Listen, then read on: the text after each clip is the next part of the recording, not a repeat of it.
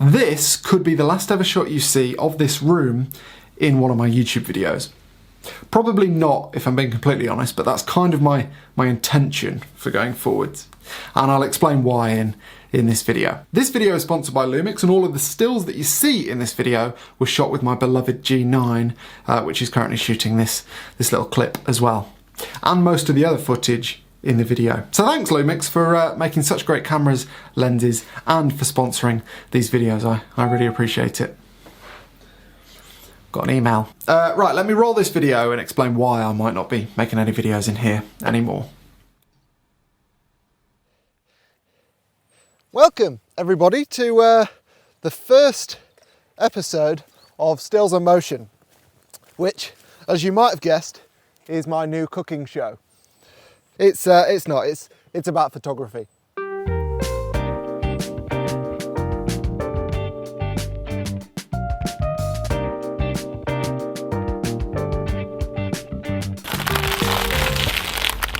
Yeah, that's ice.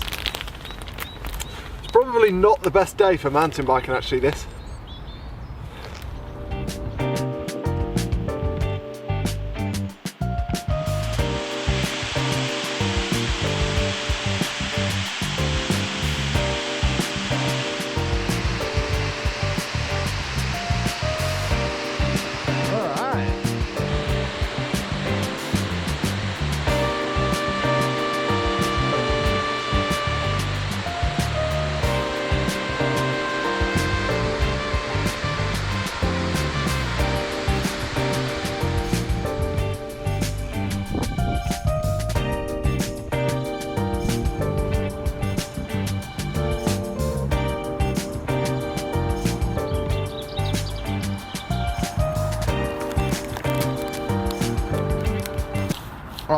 I would ask that you don't judge me for eating half a bag of cookies by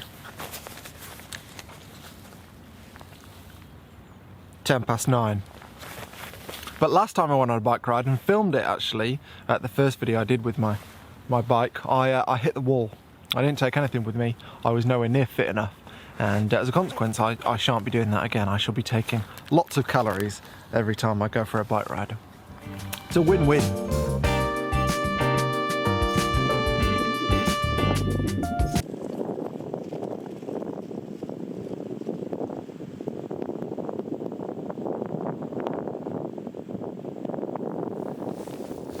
Stills of motion. What's that? I hear you ask. It's a good question. Basically, it's a new series of videos that I'm coming up with that it's quite similar to some of the other stuff I've done in the past, to be honest. But basically, by having a series of adventure type videos, which hopefully these will be, it'll force me to make most, if not all of my videos out in the great outdoors where I feel most alive and inspired. So yeah, the stills element is obviously me taking photos, and the motion is me being on a bike or walking or in a kayak or, you know what I mean. Anyway, now if you follow this channel for a while, you'll know this isn't my first attempt at making a series like this. The last one was called Adventure 1 Photography 2, which at the time I thought was a good title. I no longer do, and maybe that's one of the reasons it died very quickly. I think I made 1 or 2 videos in that series. This though, I feel committed to, and I want you to help me stay committed to it if you don't mind. I basically want, as I said before, pretty much all of my videos to be part of this series and in this fashion. And basically, if you've made videos before about photography, you might have found that your photography has suffered as a consequence of trying to make the video.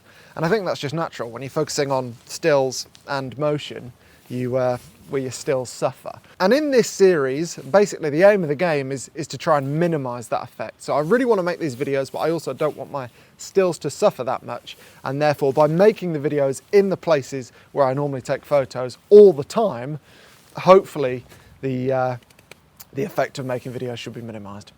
As usual, I don't know if I'm making any sense, but that is the name of the game with this series, stills and motion. Anyway, hopefully you can hear me. It's quite windy, and as a result, I'm trying this lav mic, which I may or may not be using. You might just be hearing my voice through the road. It doesn't matter in any case. You join me in Ladybower, where I have made videos before. This is Ladybower Reservoir here in the Peak District, and well, What can I tell you about it? The Peak District, if you don't know, is in the heart of England. Now, lots of people use the phrase in the heart of somewhere to describe where a location is when they just mean that it's in the middle of like a place or a country. This, though, the Peak District, is quite literally in the heart of England. I mean, it's sort of in the chest area to the left. No, that's not right. It's actually to the right, but it's to the left when you look at it. Doesn't matter. What else can I tell you about Ladybower specifically? Its max length is 2.5 miles. Its max width is 590 metres. Max depth, 41 metres. Built between 1935 and 1943 by the Derwent Valley Water Board. It's a reservoir. It stores water. And for some reason I've decided to come here on Valentine's Day, actually. Happy Valentine's Day. And try and film a video. There's a bird of prey up there. Maybe I should put the long lens on. Anyway, I'll keep an eye on that and also try and get some stills in motion.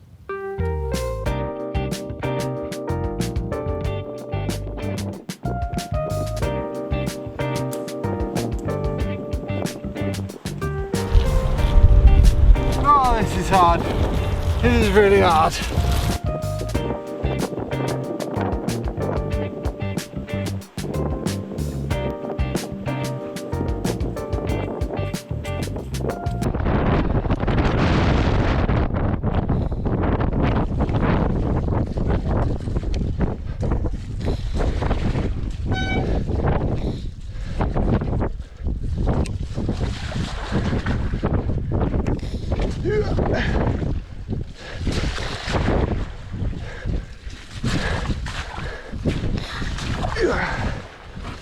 Yeah.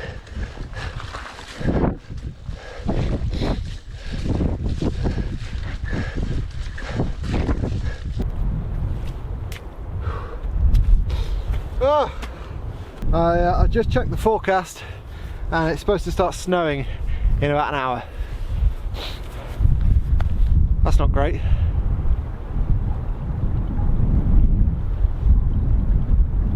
Today's lunch consists of some squashed pitters, and in those pitters is a squashed mix of black beans, avocado and chili seeds.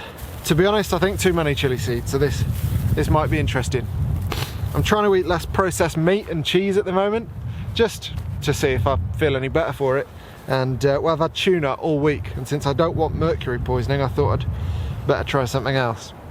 Doesn't look very nice, but I'm hoping it'll be quite tasty.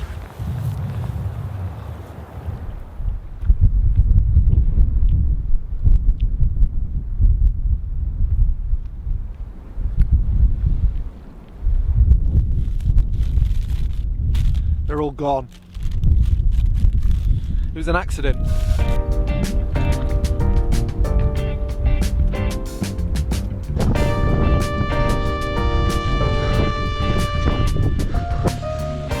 Oh, this is better. Whoa, whoa.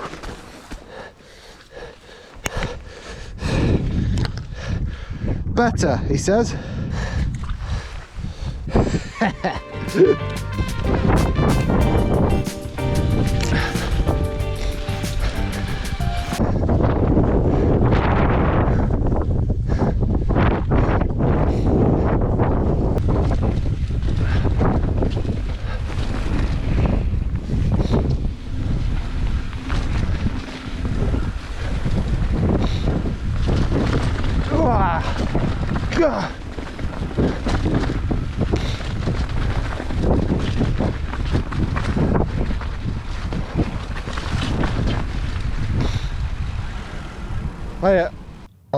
I've got a text from Emily saying that it's absolutely chucking it down at home, and home is 10 miles away in the direction that the wind's coming from. I think I'll come back on another day.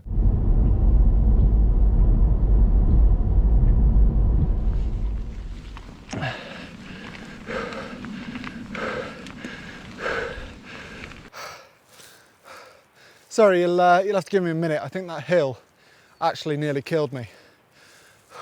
Welcome everybody to Britain post-Storm Dennis. It was a proper storm the other day. I wasn't just being a wimp. I dodged a proper actual storm. Anyway, today I thought I'd come back out and complete the loop that I started the other day, and luckily it's pretty much all in the woods. And I say luckily because Storm Dennis is still blowing, and I wouldn't want to be on a hilltop cycling while it's still 40-50 mile an hour winds, so that's lucky. Right, now what I'm hoping to do today is get 1 or 2 photos of me cycling in the daytime in the woods, but I'm wanting to make it look like nighttime.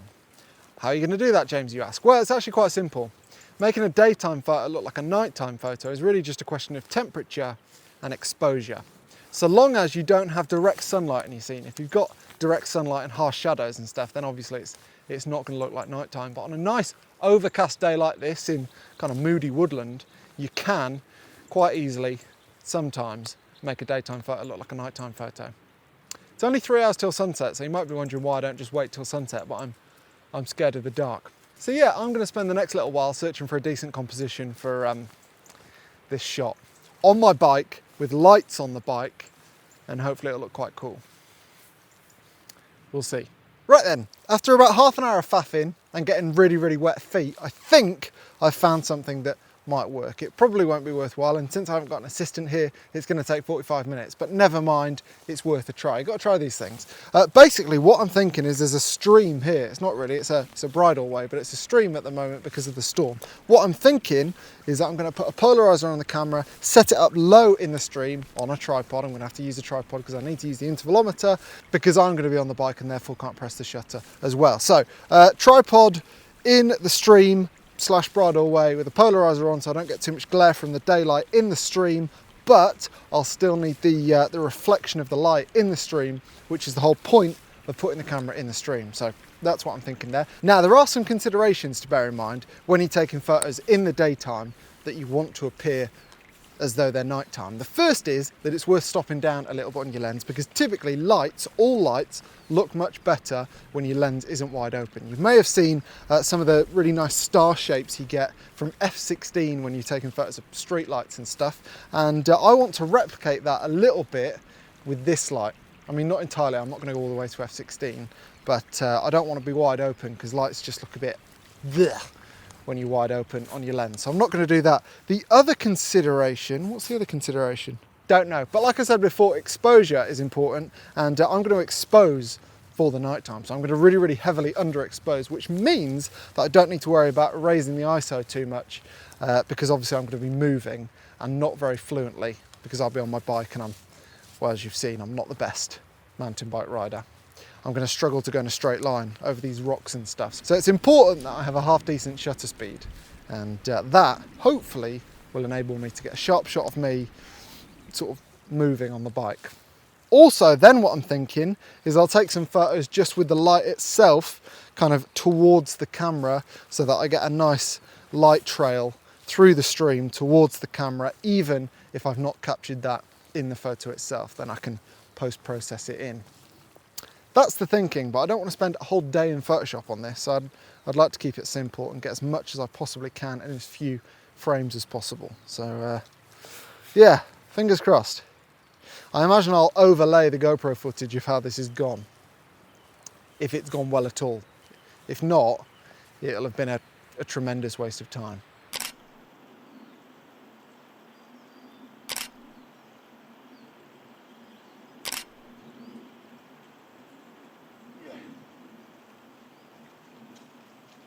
I'd definitely say that one of my biggest concerns about doing this series is that I'm going to have to show all the bad photos I take as well as all the good ones, as well as hopefully all the good ones. And typically as photographers, what we do is we only really show people the stuff that we're proud of. Even as a photography YouTuber, when I'm making videos of taking photos, I typically, like most people I'd imagine, only really show the stuff that I'm most proud of. I don't really show all the stuff that goes really horribly wrong, which is most stuff. Lots of people ask me how many keepers I have versus how many photos I take, and I'd say 95% of the photos I take I put in the bin. Not literally, I don't throw hard drives away, but you know what I mean, I don't do anything else with those photos, so I'm probably going to end up showing you lots more of those types of photos, which is always a bit scary, I think. Still, that's what I've signed up for. Now, I should probably get a move on before it does actually go dark, because that took longer than I thought it would. And like I said, I don't want to be in here when the sun goes down. Also, something else that's concerned me, while I was doing that, taking those photos, I was daydreaming a bit, and I realised that stills and motion, the initials for stills and motion is S&M, which ain't great.